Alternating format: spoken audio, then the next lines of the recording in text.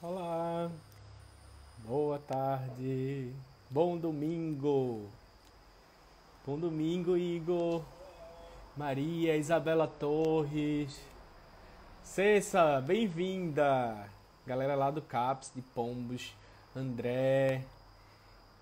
Hoje Isabela foi a primeira a chegar, é verdade, Isabela, você foi a primeiríssima, acho que estava só esperando assim, não foi?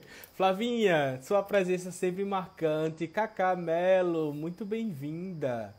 Bem-vinda à nossa live de domingo, né? Essa live que a gente passa a semana emocionalmente se preparando. Marcos, seja bem-vindo, é bom ver você aqui também, hein? Cláudia também, todo mundo marcando presença. A gente passa a semana emocionalmente, tecnicamente se preparando para chegar aqui e trazer conteúdo de qualidade e de fácil entendimento, né? Então eu queria já começar agradecendo vocês por estarem me estimulando, até enquanto profissional, a estar cada vez mais facilitando o entendimento da psiquiatria para vocês. Rosinha, seja bem-vinda. Ana Beth, que durante a semana a gente conversa, ela está aí sempre alerta para as nossas lives, sejam bem-vindas. Cláudia Brito, é isso, acho que está por aqui também. Janinha, Dona Ana Santiago, que está aqui, conversou comigo e eu acho que essa live vai ser de muito interesse. Ela foi uma das pessoas que pediu essa live sobre bipolaridade. Sandra Roberto, essa psicóloga massa que está aqui comigo. Maureen, olha que coisa boa. Vitória chegando. Kíria, seja bem-vinda, Kíria. Lelian que entrou também. Monique, olá, Monique e Joanita, são duas psicólogas. Monique e Joanita são psicólogas maravilhosas. Fernanda, que falou comigo agora há pouco sobre a live. Patrícia, sempre presente. E hoje a gente vai falar de uma temática, assim, super importante. Zuleide, mais uma vez, é bom ver você por aqui. Eu sei que eu tô vendo vocês assim, tá passando. Minha mãe tá aqui, né? A família tem que estar marcando presença. Eu digo, ó, bola a família, todo mundo marcando presença. Meu pai, Josiel, que tá por aqui também. Essa live, ela é muito especial, né? Hoje, né? A gente vai falar de uma temática que tem atingido e feito sofrer muitas pessoas. E que muitas vezes a gente não entende o que é a bipolaridade, né? A gente acha que sabe o que é a bipolaridade. Passa pela cabeça o que é bipolaridade, mas na realidade a gente não entende o que é o conceito da bipolaridade. Daí a gente vai falar sobre isso. Kyla, bem-vinda! Seja bem-vinda à nossa live de domingo, onde a gente se encontra para facilitar, para falar sobre saúde mental, para falar sobre psiquiatria, né? Manuel não podia faltar, tá chegando agora, né? Olha aí quanta gente massa. Sara, seja muito bem-vinda. Gabriel, Margarida, meu amor, muito, muito, muito obrigado por você estar aqui. Ju entrou também, Camilinha, que bom ver amigos da residência, amigos da faculdade também por aqui. Isa lá de Pombos, que massa, gente. Muito obrigado por vocês estarem aqui comigo no domingo, às 4 horas da tarde, para essa live de domingo, né? Que hoje vamos falar sobre bipolaridade. Mas eu queria, meu irmão que está aqui. E aí, falando do meu irmão, eu já queria dizer que essa live é dedicada a ele, que ontem deu um susto na gente da família relacionado a uma emergência cirúrgica, mas deu tudo certo, a cirurgia foi um sucesso, ele já está em casa e está assistindo a live, então vou dedicar essa live para você, meu irmão, que eu amo muito, te amo muito, muito mesmo. Cris, muito bom ver você aqui também, tá, Cris? Vamos falar sobre bipolaridade. Acho que vai ter do seu interesse também. Eveline tá lá no Canadá, mas que tá sempre presente comigo, tá assim, sempre dando aquele apoio, não é? João Paulo, seja muito bem-vindo à nossa live de domingo. Esse comecinho é um começo em que a gente vai se acolhendo, né? Fazendo esse movimento carinhoso de se amar, de se identificar, de falar uns com os outros, de se reconhecer dentro da live. Eu vou pedir para Pedro comentar aqui o título da live novamente, para eu poder fixar, para que quando as pessoas que forem entrando, elas saibam do que é que a gente está falando, né? Que a live de hoje é de um tema super importante e que tem afligido uma população gigante. Ana Costa, uma psicóloga linda que está aqui e que vai com certeza contribui muito estando aqui. Rose, seja muito bem-vinda. Vou fixar aqui o comentário de Pedro. Dona Maria Filgueira, estava esperando você. Nesse instante ela comentou aqui, cadê a live? Vai começar a live? Olha aí, começou. Começou a nossa live de domingo. E vamos falar sobre esse tema que é muito importante, né? E eu acho que ele é tão importante porque é, às vezes, uma doença que passa muito por desapercebido, sabe? Ah, Jadiel, mas bipolaridade, eu sei o que é bipolaridade, eu já vi uma bipolaridade. Então, será que você já viu mesmo um transtorno bipolar? E aí eu já começo a introduzir para vocês alguns conceitos que nós, como psiquiatras, utilizamos. Nós não chamamos de bipolaridade, né? Oi, Lívia, bem-vinda. Adriana, bem-vinda também. Ó, a gente não costuma usar esse termo bipolaridade na prática clínica, nos estudos científicos. A gente costuma utilizar o termo transtorno bipolar do humor ou transtorno afetivo bipolar. Quando a gente já fala esse nome, já traz pra gente uma primeira informação.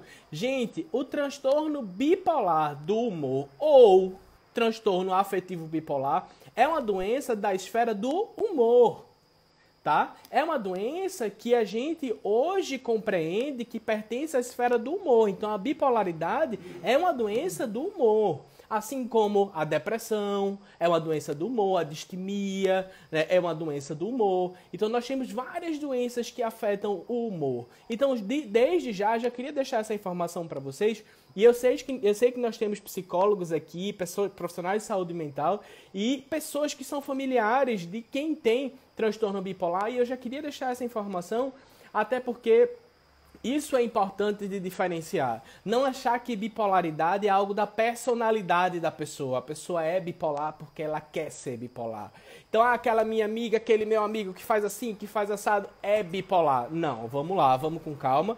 Vamos entender que a bipolaridade está na esfera do humor. Hoje eu recebi, só fazendo um parêntese, falando dessa questão de vocês ficarem ligados, o feedback do psicólogo André, que disse o seguinte, que ele assiste a live com um caderno e a caneta, anotando e estudando, usando isso como informação. André, massa, muito obrigado por você estar fazendo isso, porque é exatamente nessa perspectiva que eu estou aqui tentando trazer para vocês. Até porque, enquanto docente de uma universidade pública, eu me sinto na responsabilidade de trazer isso, essas informações para você. Tá? Então a gente vai falar aqui um pouco sobre o transtorno bipolar, que não é um transtorno da personalidade. Aqui Cacá já coloca, faz uma live sobre personalidade, acho que sobre borderline. A gente vai falar um pouquinho sobre border hoje, Cacá. Segura aí que você vai entender. E aí, quais são esses polos, Jadiel? Porque nós estamos falando de bipolar, então nós estamos falando de dois polos. E quais seriam esses polos? Nós estamos falando de um polo que é um polo depressivo. E estamos falando de um polo que é um polo de mania. Jadiel, mania é aquela mania de limpeza, mania de arrumar a casa? Não, isso não é essa mania que a gente está falando, tá? A gente está falando de outro tipo de mania. É um termo técnico que nós usamos para um estado de humor elevado, tá? E essa mania, ela pode ser uma mania grande, e aí nós chamamos de mania, ou uma mania menorzinha, que nós vamos chamar de hipomania. Tá? Então, esta é a diferença, meus amigos psicólogos que estão aqui, entre mania e hipomania. Está na intensidade da doença. Tá? Quando nós temos uma intensidade alta, uma intensidade ampliada, nós temos uma mania. Quando nós temos uma intensidade menor, nós estamos falando de um quadro de hipomania. E uma terceira característica que eu queria deixar para vocês é que o transtorno bipolar, ele é um evento fásico. Jadiel, como assim fásico? Gente, bipolar não é aquela pessoa que de manhã gosta de chocolate e de tarde não gosta de chocolate. Que de manhã ama você e de tarde não ama você. Essa pessoa não é necessariamente bipolar. Tá? Ela até pode ser bipolar, mas essa não é a característica. É preciso que você apresente um tempo vivenciando a mesma quantidade de sintomas. Ou seja, se você está deprimido, você vai passar pelo menos uma semana ou mais deprimido. Se você está em mania, e a gente vai falar dessas características da mania, você vai passar mais de uma semana em mania. Tá? Então, é preciso que vocês entendam que o bipolar, a bipolaridade, não é aquilo que fica mudando do dia para a noite. tá? De manhã é de um jeito, de noite é de outro. Pode até ser um sintoma, mas isso não é o transtorno bipolar, porque ele precisa ser de fases. Eu estou na fase depressiva, eu estou na fase da hipomania ou na fase da mania, tá bom? Mas, Jadiel, então explica pra mim, por favor, o que é essa mania, porque eu já tô achando que é mania de limpeza, que é mania de se arrumar, que mania é isso. Não, gente, mania não é isso. E eu vou dizer as informações, eu vou explicar pra vocês o que é a mania, porque muitas vezes, alguns colegas de vocês podem passar por isso, alguns amigos, vocês podem passar por isso e vocês podem não perceber, porque vocês podem ter uma intensidade mais leve dessa mania. Para mim, inclusive, hoje o transtorno bipolar deveria ser visto como um espectro, porque existe uma infinidade de formas de apresentação. Então eu queria que vocês, quando olhassem para essas características que eu vou falar agora, não olhassem pensando assim, tem que ter tudo isso aqui. Se não tiver tudo isso aqui, não é transtorno bipolar. Não estamos falando desse jeito, tá? Eu quero que vocês entendam que é como se fosse um espectro, como se tivessem vários tipos de pessoas apresentando esses sintomas de formas diferentes. Tá? Isso pode ser uma pessoa que você tem em casa, pode ser uma colega de trabalho, pode ser o teu chefe, enfim. Vamos explicar um pouquinho sobre o que é essa mania, tá? Primeira coisa que a gente vai ter em mente quando falar em mania é o seguinte: muitas pessoas, elas vão ter a autoestima inflada, um sentimento de grandiosidade. Isso pode ser desde uma pessoa que diz assim, eu sou o melhor médico do mundo, até uma pessoa que no seu trabalho começa a comentar que é muito bom. Eu sou muito bom, eu sei demais, eu tenho muito conhecimento, eu sou melhor do que os outros. E esses comentários, eles surgem em um período de que não faz muito sentido. As pessoas até entendem que aquela pessoa pode ser boa, mas ela começa a verbalizar uma autoestima inflada. Ela começa a se sentir muito maior do que realmente acontece. Eu vou falar, Cristina, daqui a pouco sobre essa questão na adolescência, segura aí, mas só para a gente continuar aqui um pouquinho sobre a mania. Outra coisa que acontece, essa mesma pessoa que fica assim meio com a autoestima inflada, que fica com sintomas de grandiosidade, ela pode se apresentar muito irritada. Irritada é o quê? Sabe aquela pessoa que caiu uma caneta e a pessoa faz... Por que caiu essa caneta? O que é que você está fazendo? Sabe? Coisas pequenas fazem com que essa pessoa fique com muita raiva, fique com muita chateação. Então esta é uma outra característica que você pode encontrar nas pessoas que estão em mania ou em hipomania. Porque você pode ter uma pessoa que fica muito irritada e vai lá e bate na pessoa, e essa pessoa está em mania, ou aquela pessoa que apenas verbaliza essa irritabilidade. Ela está tendo uma intensidade menor, tá? Mais do que isso, ela começa a se apresentar com mais loquacidade. Termo técnico agora, eu não vou conseguir entender. Gente, loquacidade é aquela pessoa que começa a falar bonito. Começa a usar palavras que muitas vezes ela nem sabe por que está usando, mas está usando palavras. Nós temos pessoas que ficam mais loquazes. Elas começam a falar muito, mas falar de forma imponente, como se, utilizando várias palavras, pudesse transmitir as informações. E essas pessoas, elas vão somando esses sintomas num período só. Então, você já começa a imaginar autoestima inflada, loquacidade, e o que é que acontece com o sono dessa pessoa? Vai lá para baixo. Sabe por quê? Porque vocês acham que uma pessoa que está lá em cima, que está com a autoestima lá inflada, que está com sintomas de grandiosidade, que está falando, vai sentir sono? Não, pelo contrário, ela perde a necessidade de dormir. Olha a diferença aí, colegas psicólogos, tá? A diferença entre insônia e redução da necessidade de sono. Insônia, gente, é o que muitas pessoas estão tendo hoje na pandemia, que é quando você quer dormir, aí você não consegue dormir, tá? O bipolar e mania, ele tem um evento diferente.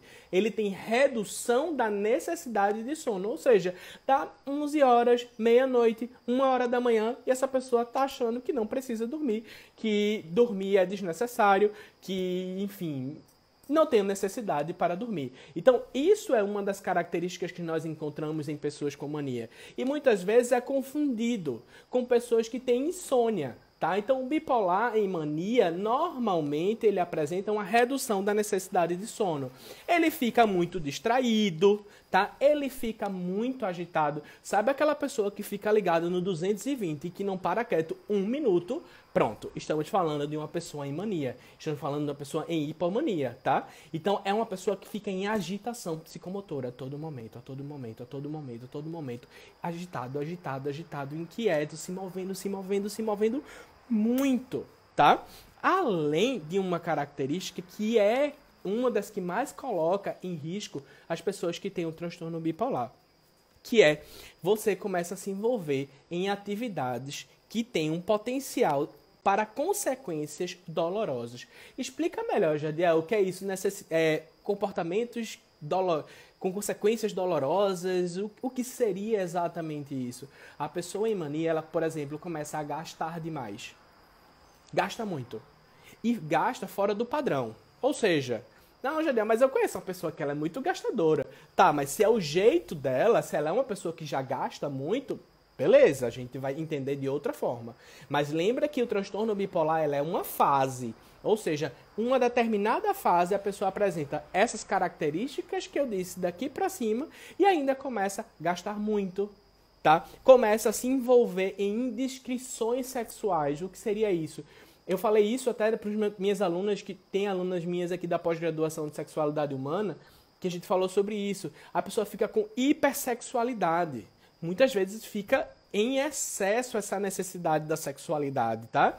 Além de muitas vezes fazer compras exorbitantes. Por exemplo, compra carros, compra casa, pede empréstimo, faz viagens muito longas, com dinheiro que normalmente essa pessoa não faria isso. Ela não tem essas condições.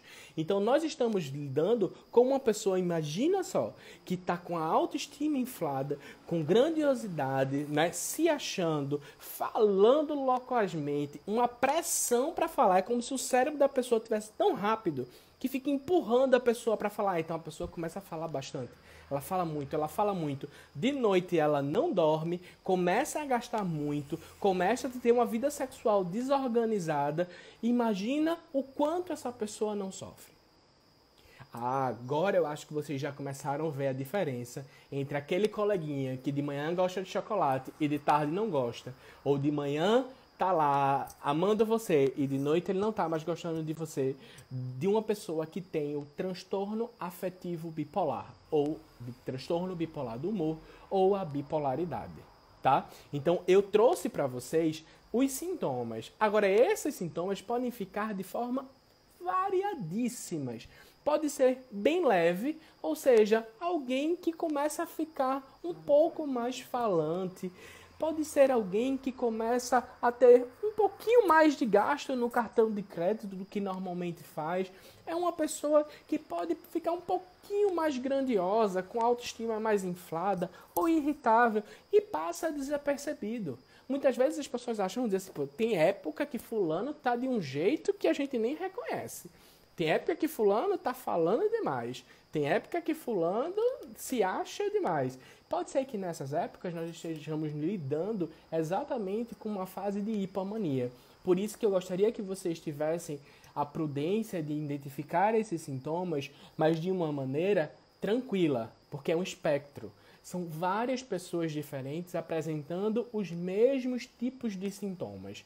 Então nós vamos ter isso de forma multivariada, tá? E aí eu vou falar para vocês do outro polo, porque senão não é transtorno bipolar. A gente tá falando de hipomania, tá falando de mania. As perguntas a gente vai responder já já, tá, gente? Só continua mandando aí. Pedro tá tentando registrar aqui as perguntas de vocês. Vamos falar do polo da depressão. Julia, mas depressão a gente já falou em uma live, não foi? Foi, a gente já falou em uma live. E normalmente a depressão bipolar, ela parece com a depressão unipolar, ok? Ok, mas ela não é igual. E aí, para que a gente não fique repetindo as lives, falando de depressão novamente, né? Uma live que já foi feita, que eu guardei para vocês algumas características que diferenciam uma pessoa que tem depressão normal, vamos botar um normal aqui, que seria a depressão unipolar, da pessoa que tem depressão bipolar, tá? E aí a gente vai ver algumas características. Por exemplo, uma característica que pode deixar a gente alerta com os nossos pacientes se eles são bipolares ou não. Paciente com depressão unipolar normalmente dorme pouco. Paciente com depressão bipolar tende a ter hipersonia, aumento da quantidade de sono, tá? Aquela pessoa que dorme demais, começa a dormir muito durante a depressão. É uma depressão que normalmente tem hiperfagia. O que é isso? Come exageradamente. E normalmente as pessoas com depressão tradicional, aquela depressão que vocês conhecem, que a gente falou na live anterior, de alguns domingos atrás, é aquela pessoa que perde o apetite, que começa a ficar sem fome, eu não tenho um apetite. O bipolar começa a ter muita fome, ele dorme demais. E uma característica importante é que na depressão bipolar, os quadros são mais graves e eles costumam apresentar sintomas psicóticos. Olha aí, Cristina, falando um pouco sobre a psicose.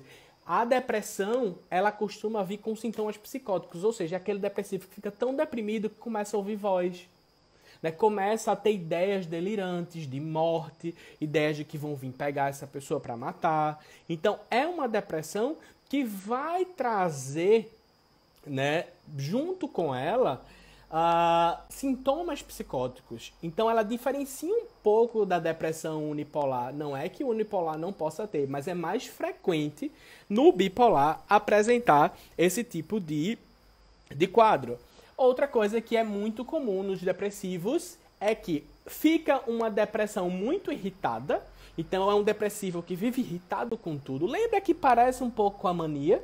É como se na depressão bipolar ele dissesse assim: eu sou bipolar, então eu vou mostrar algumas características dessa minha bipolaridade. Fica com o pensamento mais acelerado. Uma pessoa deprimida, a gente sabe que o pensamento tende a ficar mais lento, tende a ficar mais devagar. No deprimido bipolar, a depressão, o pensamento tende a ficar mais rápido. Porque eu imagino, isso é só uma forma didática de explicar, é como se a mania dissesse assim: olha, eu vou te mostrar, vou me fazer presente aí também na depressão, tá?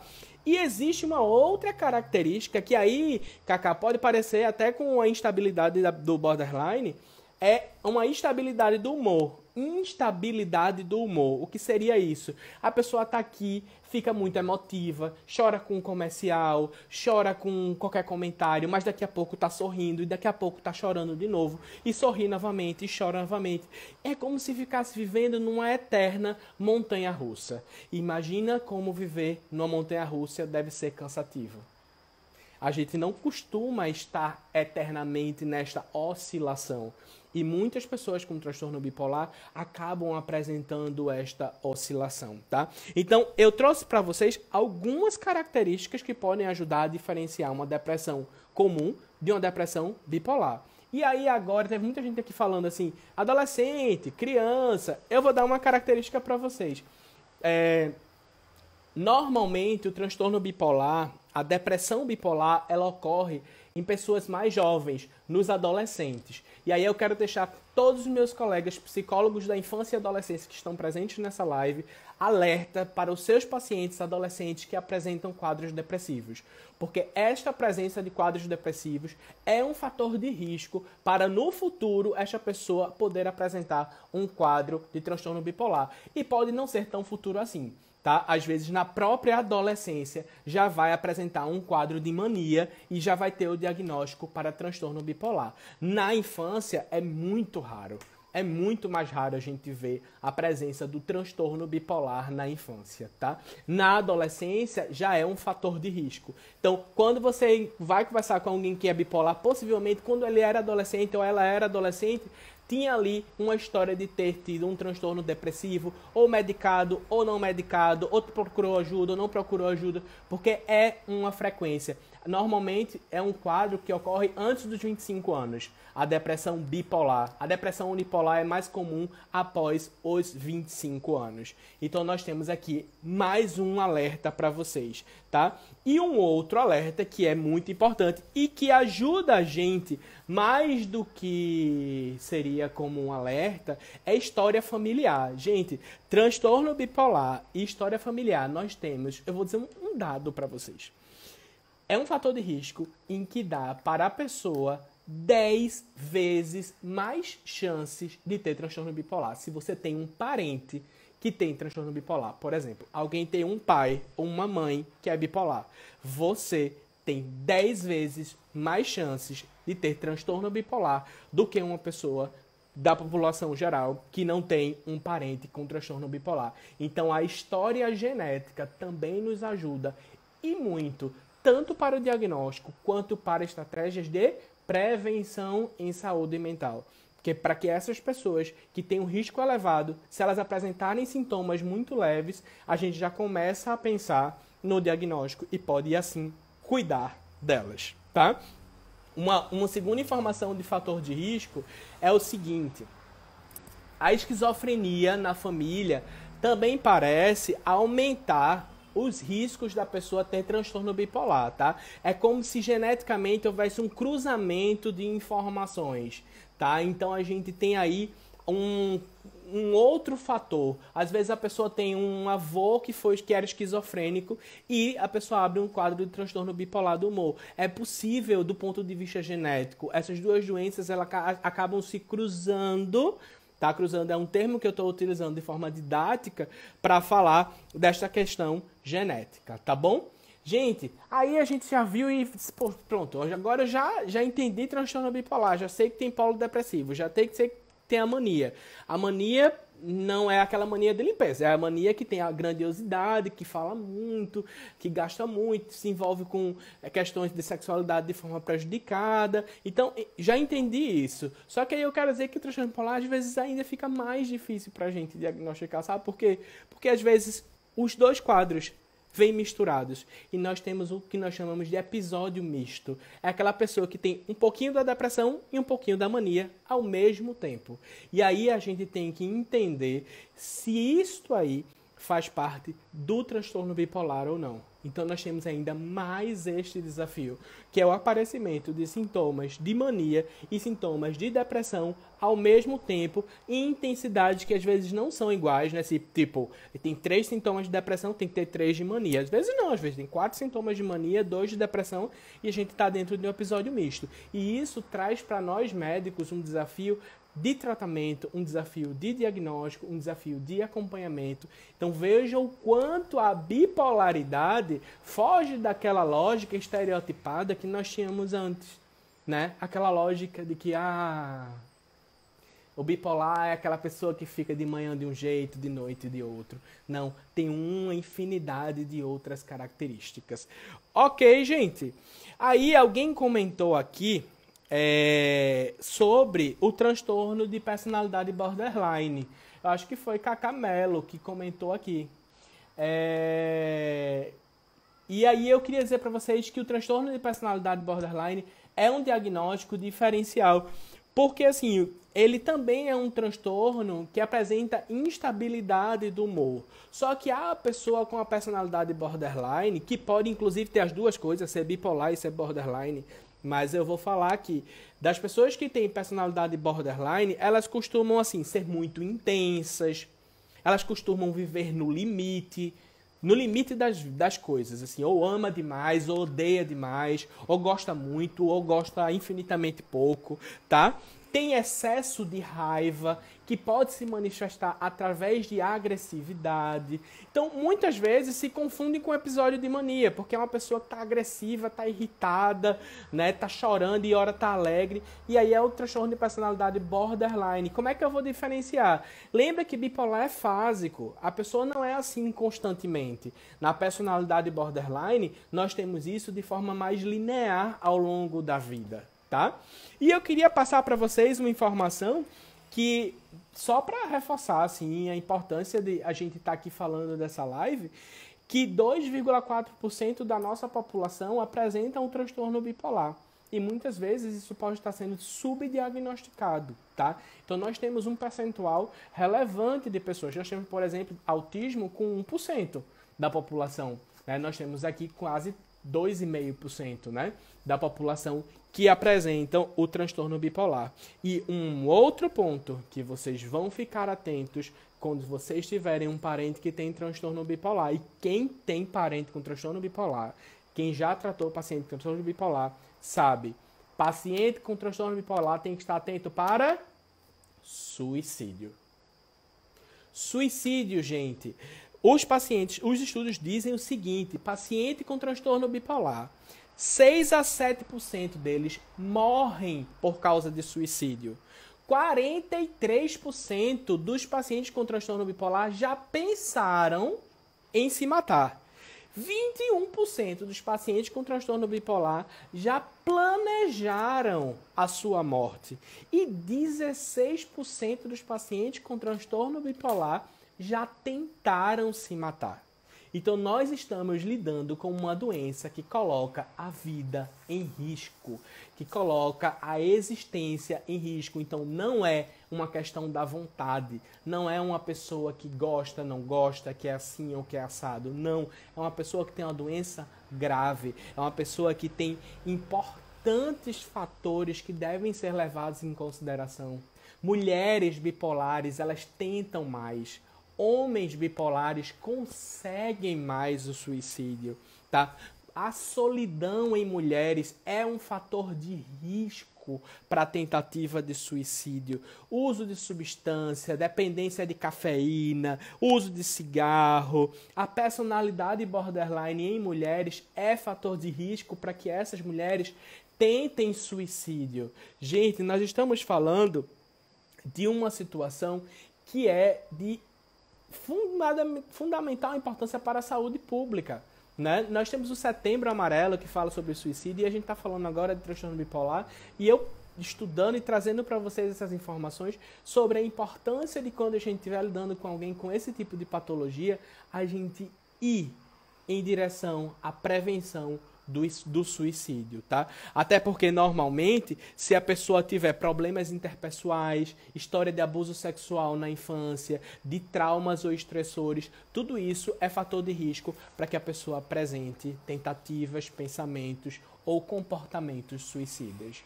Então, eu acho que ficou claro pra gente, não ficou não? O quanto é importante a gente entender sobre o transtorno bipolar, enquanto é importante a gente perceber o valor que esta doença tem e que precisa ser cuidada.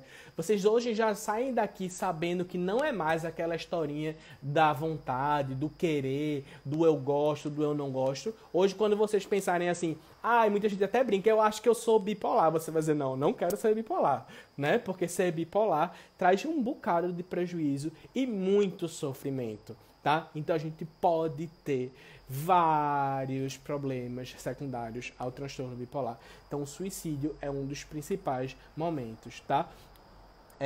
Isa só colocou aqui sobre suicídio, se o risco maior do suicídio é na mania. A gente normalmente não é na depressão, tá? Mas em mania eles também podem ter tentativa de suicídio, até porque muitas pessoas podem ficar tão sobrevaloradas que podem achar que inclusive podem voar, que são capazes de parar um carro, de parar um ônibus dentro dos seus delírios de grandeza, né, que podem acontecer dentro dos quadros de mania. E para tratar, Jadiel, tem tratamento? Tem. Eu acho que eu botei na live bipolaridade uma eterna busca pelo equilíbrio justamente por isso. Porque é uma busca por equilíbrio, por estabilidade. Não é fácil se manter estável no transtorno bipolar, tá? Mas tem tratamento sim. É um tratamento farmacológico, Vai tomar remédio pro resto da vida? A literatura diz que sim, possivelmente você vai usar remédio pro resto da sua vida, tá? Mas você vai manter-se estável. E essa busca pelo equilíbrio, a eterna busca pelo equilíbrio, pode ser conseguida de diversas maneiras. E uma delas é utilizando medicações. Quais são as medicações que a gente pode utilizar? Várias, graças à ciência, nós temos uma infinidade de estabilizadores do humor. Se é uma doença do humor, instável do humor, a gente tem um estabilizador do humor. Nós temos vários tipos, eu vou citar nomes, até porque meu objetivo não é ficar falando de remédio assim, especificamente, tá? A gente pode até fazer lives sobre algumas questões farmacológicas, mas aqui foi outro objetivo. Mas, por exemplo, o lítio, o ácido valproico, nós temos medicações como o aripiprazol, que é um antipsicótico atípico, a risperidona pode servir como estabilizadora, a lamotrigina pode ser utilizada como estabilizadora, enfim, temos muitas outras medicações que podem ser estabilizadoras. Aqui tem uma pergunta de Rose, não tem cura? Vamos falar sobre o conceito de cura, né? Cura, para mim, pode ser a ausência de sintomas. Por exemplo, a hipertensão tem cura? Para muitas pessoas, sim. Quando tomam remédio, elas até esquecem que tem pressão alta. Então, isso é um conceito de cura, né?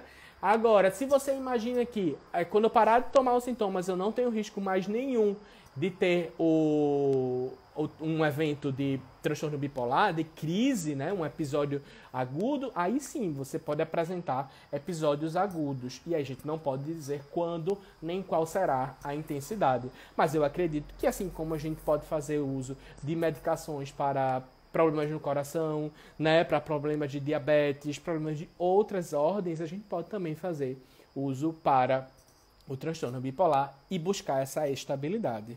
E com sentido não farmacológico, o que é que pode ser feito? Gente, quem está aqui da psicologia pode utilizar muito a psicoeducação. É o que eu estou fazendo com vocês.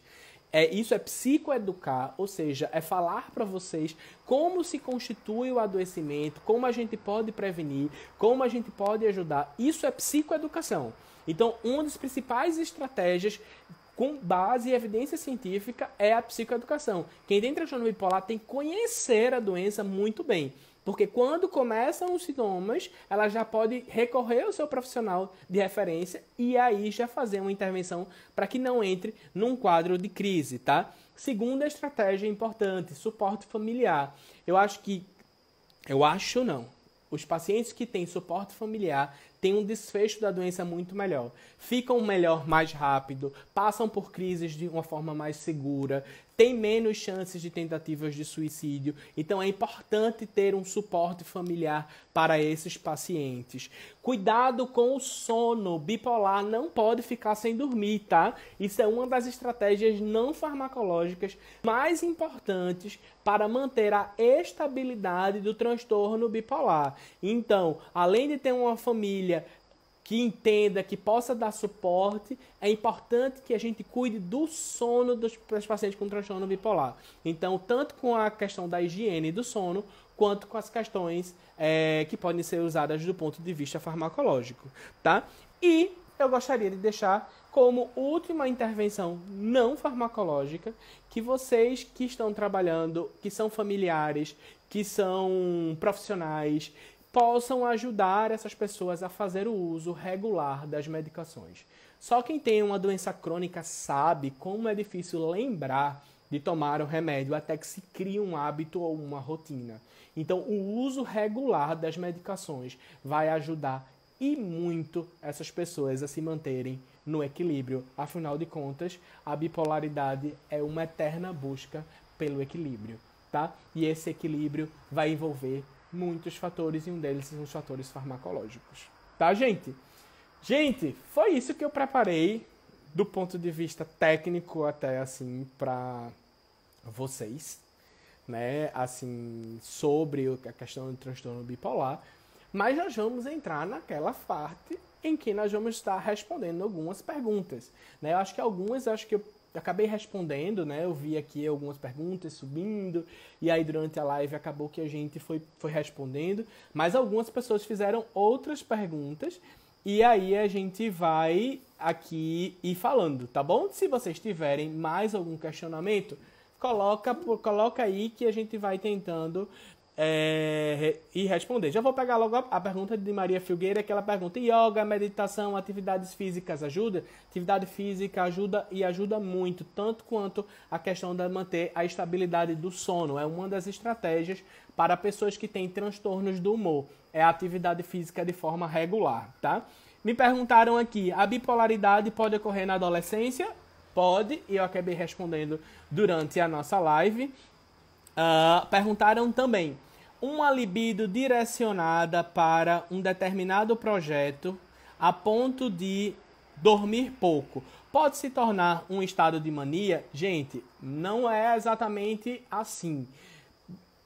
Seria o sentido inverso. Você normalmente não se envolve em projetos, você normalmente não foca em projetos se você começa a fazer muitos projetos ao mesmo tempo. Aí seria nesse sentido. Mas se, por exemplo, você conscientemente entende que tem um projeto determinado, que você precisa se empenhar e focar mais, então você vai lá e foca nesses aspectos e isso não seria necessariamente uma mania. E lembra que para ser mania não é só um sintoma, tá? Tem que ter aqueles outros, alguns daqueles outros, para que a gente pense que estamos lidando com um quadro de mania, tá? Outra questão, a falta de sono depois de muitos dias piora a mania? Tem medicação para isso? Sim. Quem perguntou isso? Piora a mania? Sim. Paciente em mania que não dorme vai ficar muito pior, vai ser muito mais desgastante, tá? Então é importante que você faça uma intervenção, inclusive farmacológica, para o sono. E se tem medicação para isso? Tem medicação para tratar a mania, a gente falou aí do lítio, fala do ácido valproico, fala, enfim, de várias outras medicações, aripiprazol, olanzapina, risperidona, a gente pode usar vários medicamentos para tratar, mas tem as medicações para o sono também, que podem ser utilizadas. A quetiapina serve para as duas coisas, serve para sono e para a mania também, tá bom? Outra pergunta que eu acho que eu acabei respondendo é se entra na psicose, tá? Entra como psicose. Não entra como psicose. Agora eu queria dizer para essa pessoa que perguntou, o transtorno bipolar no passado era conhecido como psicose maníaco-depressiva, né? Porque os pacientes eles apresentavam muitas ideias de grandeza e que pareciam ser delírios e muitas vezes eram delírios, né? E aí ficou uma discussão por muito tempo entre ser da esfera da psicose ou ser da esfera do humor. E aí decidiu-se, após muitos estudos e evidências científicas, levar em direção ao humor, tá bom? Mas não é uma pergunta inapropriada com relação a entrar como psicose. Não entra como psicose, tá? Mas entraria na esfera do humor. Mania grave, acompanhado de delírios e alucinações, é caracterizado como psicose?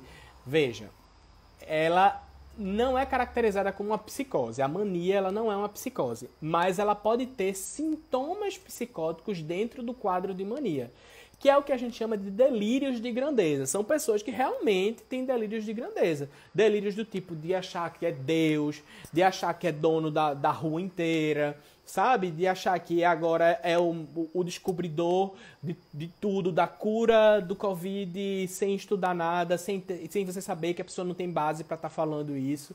Então, a gente tem essa questão, pode ter delírios e alucinações dentro do quadro de mania, mas a mania não seria uma psicose, tá?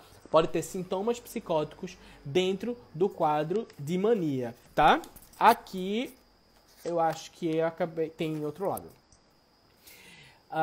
As suas lives estão no YouTube? Não ainda, mas a gente pode chegar lá, tá? Deixa eu pegar essa pergunta logo. A bipolaridade surge na adolescência e vai até a fase idosa? Tiane Lima, sim, pode surgir na adolescência e se surgir na adolescência pode seguir para o resto da vida da pessoa. Mas lembra que a pessoa pode passar o resto da vida sem ter crise, tá? Pode passar uma vida inteira estável desde que faça as medidas de prevenção e o uso da medicação de forma regular. E isso envolve tratamentos com psicoterapia, né? Pode ser terapia cognitivo-comportamental, de base analítica, importante que você esteja fazendo um processo terapêutico e questões que envolvam também o tratamento psiquiátrico, tá? E aí a psiquiatria é fundamental para auxiliar neste processo e para tratar estas pessoas, ok? Traumas na infância podem deflagrar o transtorno? Sim, não é deflagrar o transtorno, mas é um fator de risco. Eu acabei falando também um pouquinho na live, mas para quem perguntou, é um dos fatores de risco, né? Até para tentativa de suicídio, né? Então ter traumas de infância, abuso sexual, Isso pode ser fator de risco. E eu acho que quem trabalha com criança tem que levar em consideração isso. Fernanda Vilar está colocando aqui, a automutilação também é comum na bipolaridade? Pode acontecer atos de automutilação. Lembra que eu falei que eles envolvem comportamentos que são dolorosos. Isso é um dos critérios diagnósticos para mania, né? E muitas vezes isso pode acontecer na mania ou numa depressão super grave. E aí a automutilação entra dentro dessa perspectiva, tá? Uma outra pergunta que me foi feita foi o seguinte: mania está no contexto... Cadê? Deixa eu entender aqui. Hipomania? Acho que é isso. Hipomania está no contexto bipolar? Deixa eu passar aqui. Oniomania. Eu vou precisar estudar oniomania. A mania de compras, é isso? Eu não sei exatamente o que é oniomania. É um nome que realmente eu não conheço. Mas, para que a gente não deixe passar, mania é um quadro que a gente tem características específicas e ela é fásica, tá? Vou aproveitar, as perguntas estão surgindo aqui também para não deixar passar, porque tem umas que estão anotadas. Em termos de duração, uma fase pode ser maior do que outra? Kíria, sim. Resposta sim. Você pode ter pessoas que têm manias super longas e depressões bem curtinhas. Você pode ter pessoas que têm depressões longas e super graves e manias bem curtas e de baixa intensidade e hipomanias. Então, por isso que a gente fala assim, eu hoje penso que o transtorno bipolar deveria ser um espectro, igual o TEA, o transtorno do espectro autista.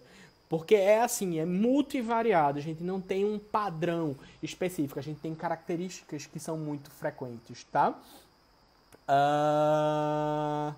André, perguntando aqui, bipolaridade pode vir acompanhado com algumas comorbidades? Posso citar algumas? Posso, eu até citei durante a live, né, que é o transtorno de personalidade borderline, é uma comorbidade que pode vir presente. Um transtorno de ansiedade também é um transtorno que pode vir presente junto com as pessoas que têm transtorno bipolar. Então, são comorbidades que podem acontecer que são presentes quando a gente lida com pessoas com transtorno bipolar. Transtorno de ansiedade social, enfim. Aqui, ó, oniomania, compulsão por compras. Aí tem que se diferenciar, tá, Isabela? Existem pessoas que têm compulsão por compras, e isso é uma doença específica, com características específicas, e tem pessoas que ficam compradores compulsivos só naquele período da mania. Ou seja, passa a vida bem, mas quando entra em mania, começa a comprar, e a gente acha que a pessoa está compulsiva por compras, mas na realidade pode ser um sintoma da mania. Não sei se eu consegui te responder, mas responde aí se ficou ok, tá? Aqui eu já respondi. Bipolaridade pode vir tardiamente? Pode sim. Na realidade, o que eu acredito é que muitas vezes, como a intensidade ela pode ser pequena dos eventos, então o que é que acontece? O paciente bipolar ele pode não ser diagnosticado ao longo da vida. E aí, quando você vai receber o diagnóstico, pode ser na 4ª, 5ª década de vida. Isso é possível de acontecer também, tá? Mas não é o mais frequente. Normalmente, os quadros eles são mais precoces, assim, mais recentes.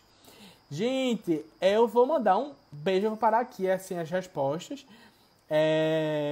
Só para mandar um beijo para Luiz Gabriel, que é meu paciente, que é um adolescente muito legal, que eu gosto muito, e eu queria mandar um beijo para ele e dizer que eu tô com saudade dele. Fazendo esse parêntese aqui, né, esse menino massa que tá aqui na live acompanhando com a gente. Existem comorbidades associadas, eu acho que eu acabei de responder isso, não foi, Ana? Sobre poder ser ansiedade, né? Pode ter transtorno de personalidade borderline. Falar um pouco mais sobre a questão da cura. É possível controlar inicialmente com medicação e depois com terapia e exercícios físicos? Elton, do ponto de vista científico e estatístico, não. Normalmente, você vai fazer uso da medicação continuamente, né? E quando você para de fazer uso e fica só na psicoterapia e exercícios físicos, você aumenta as chances de ter uma nova crise, um novo episódio, tá? Agora, a vida é mutável. A gente não tem como dizer que vai ser assim para todo mundo. A ciência ela se baseia nas estatísticas, né? Nos estudos. Então eu estou te dizendo uma resposta do ponto de vista estatístico. Mas pode ser que as coisas aconteçam de uma maneira diferente para uma pessoa ou para outra, tá? Mas eu acho que vale lembrar isso. Crianças autistas têm mais probabilidade de ter transtorno bipolar? Joaninha, não vi isso na literatura, tá? Não vi esse dado falando que crianças autistas teriam mais probabilidade de transtorno bipolar. Quando eu falei do autismo, foi só para comparar a estatística, sabe? Que autismo é 1% da população e transtorno bipolar chega a 2,5%. Então, o dobro da estatística. Mas não é uma coisa que eu posso te dizer sim ou não. Comente sobre o efeito do álcool na bipolaridade. Proscrito faz muito mal, tá? Primeiro que tem interação com as medicações que a pessoa que tem transtorno bipolar deveria estar usando ou deve estar usando. E segundo que o álcool, ele é a dependência de substâncias, ele é um dos fatores de risco para o suicídio dentro do transtorno bipolar. Então, é totalmente desaconselhado pessoas beberem muito, usarem muito álcool e terem transtorno bipolar, porque isso com certeza vai colocar a vida delas em risco de diversas formas, tanto por causa da interação medicamentosa, quanto pelo risco de suicídio. Gente, tem muita gente agradecendo aqui. Oi? Celina, deixa eu... identificamos a bipolaridade? Tá, a Celina coloca aqui como identificamos a bipolaridade. Acho que foi meio que o que eu falei, assim, né, Celina, desse contexto. Às vezes a bipolaridade é identificada quando a pessoa tem um episódio depressivo com aquelas características diferentes, que dorme muito, come demais, a cabeça é muito pensante, né, com às vezes sintomas psicóticos. Você flagra esse quadro e depois você flagra a pessoa num episódio muito falante, com autoestima, com grandiosidade, se envolvendo em compulsão por compras, né, gastando demais, né, ideias sobrevaloradas, aquelas ideias de grandeza. Então, assim, você começa a flagrar essas características e aí você junto vai construindo um diagnóstico. Gente, não é um diagnóstico fácil de se dar, não, tá certo?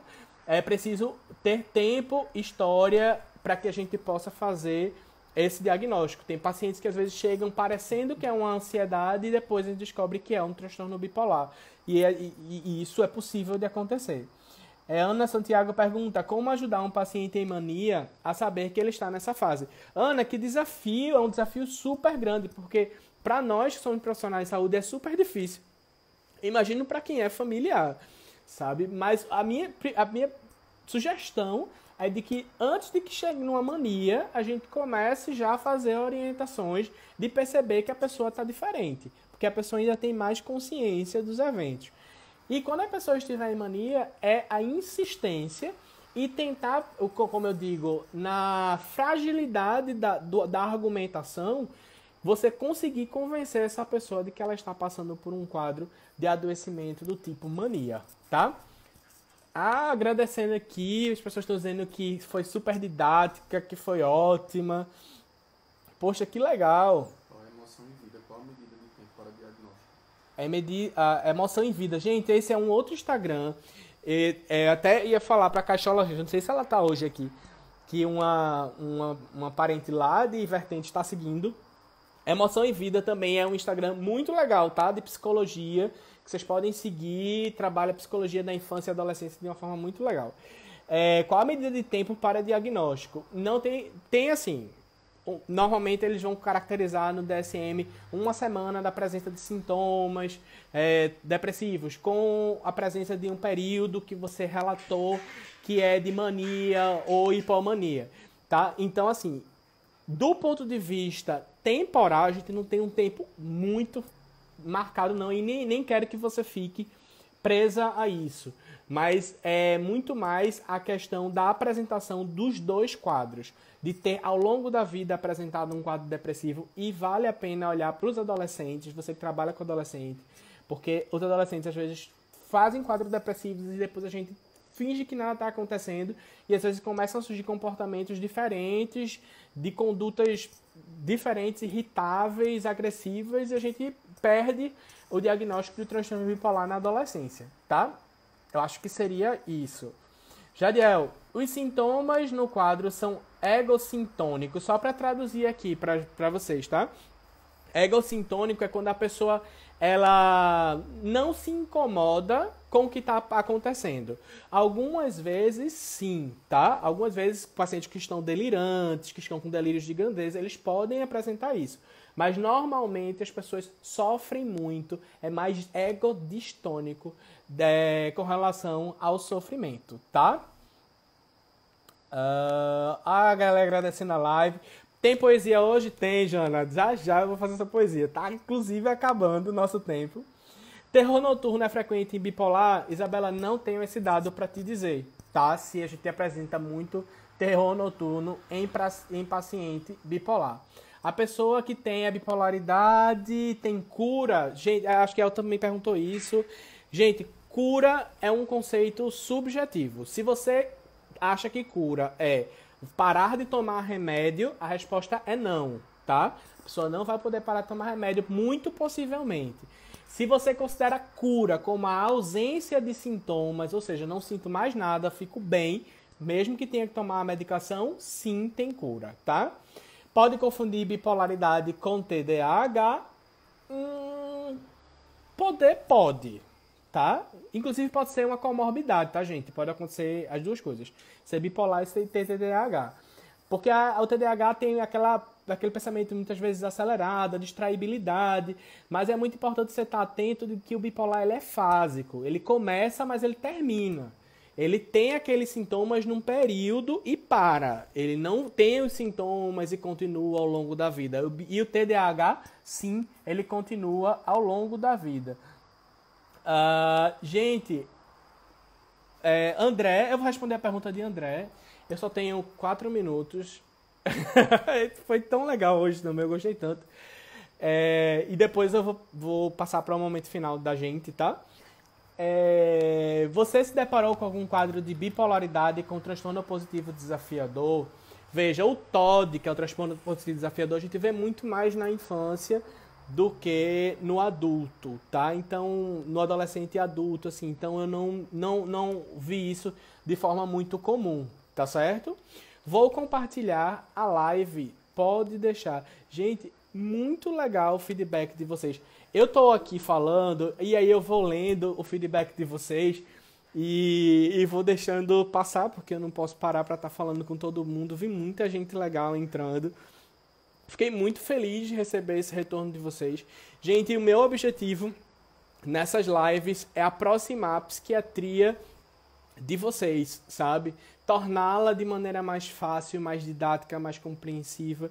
E se eu estiver fazendo isso, se estiver sendo legal, se estiver sendo compreendido por vocês, eu vou ficar muito feliz e continuar me estimulando para estar preparando. Eu tenho recebido muito feedback durante a semana, as pessoas têm mandado feedback, têm falado, Cláudia Brito falando que foi muito bom, né? Isa também, que o Martins também aí comentando. Então, assim, eu agradeço muito a presença de vocês. Hoje foi um dia muito especial ter visto vocês aqui comigo. Mandando um abraço para Pedro, André. O Pedro está aqui sempre me ajudando, me auxiliando e fazendo parte da minha vida. Muito obrigado pela presença. E eu não queria que vocês fossem embora ainda. Eu trouxe uma poesia, porque não pode faltar arte. Porque se faltar arte, a gente não sobrevive. Para mim, funciona aí como isso. E hoje foi Gleice, psicóloga, ela até ganhou esse livro. E eu vou mostrar para vocês. Vai ficar ao contrário aí. É de Pedro Salomão. Eu tenho sérios poemas mentais, tá? Quem puder adquirir, adquira, que tem poesias lindíssimas e maravilhosas. E eu vou ler uma poesia para vocês. É o seguinte. Se você está passando por uma transição, saindo de uma fase e entrando em outra, saiba que é sempre difícil no começo. Pode dar medo, insegurança. Mas é assim mesmo. Daqui a um tempo, você vai estar lidando tranquilamente com essa nova fase da sua vida. Você vai conhecer essa nova versão de você e se apaixonar por ela. Acalma o coração. Acalmemos os nossos corações, porque esta é apenas uma fase, assim como no transtorno bipolar, que são fases que passam. Nós estamos passando por mais uma fase, tá? Então eu queria muito dizer a vocês, acalmem-se, acalmem-se. Em breve nós vamos nos apaixonar novamente por nós mesmos nessa nova fase em que nós estamos vivendo, tá? Muito obrigado pela presença de vocês. Eu vou colocar no meu story lá sobre o tema da próxima live. Vocês comentam se acham legal, tá? Um beijo, só tenho 7 segundos. Muito obrigado pela presença nessa live. Live de domingo, beijos.